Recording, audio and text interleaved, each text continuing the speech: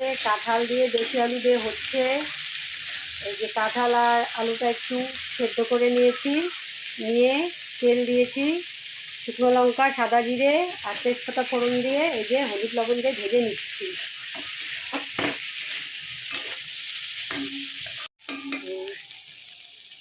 এই যে হলুদ লবণ দিয়েছি, এখন এই যে ভাজা ভাজা করে নিচ্ছি। ভাজা প্রায় হয়ে গেছে, এখন নামিয়ে নিব, নিয়ে এরপরে মশলা কষাবো।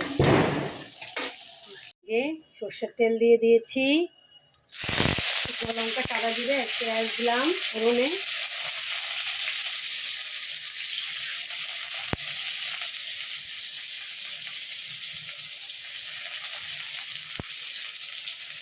রসুন, আদা আর কাঁচা লঙ্কা আর হলো পেঁয়াজ অল্প পেস্ট করে নিয়েছি।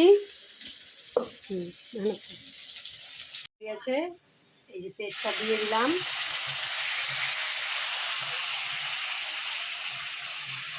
পেস্টের বাটিটা একটু ধুয়ে দিয়ে দিলাম।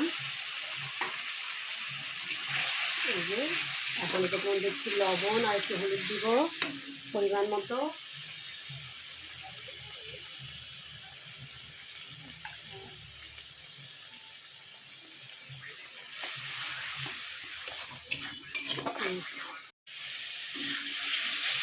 কাঁচা লঙ্কা দিয়ে করছি।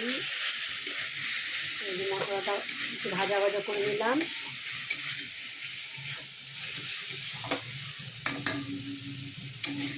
তার মধ্যে এই যে কাঁঠালটা ছেড়ে দিব, যা ভেজে রেখেছিলাম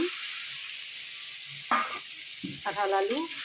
এখন এটাতে আর একটু ভালো করে নেড়ে চেড়ে নিব, ভাজা ভাজা করে অল্প জল দিয়ে দিব কষার জন্য। সিম্পলভাবে রান্না করছি, রাত্রে খাওয়া।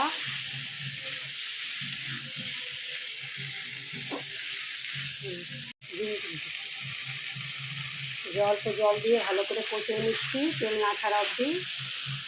তেল কম দিয়েছি কাঁচা লঙ্কা বাটা দিয়ে, তাই কালারটা একটু এরকম হয়েছে।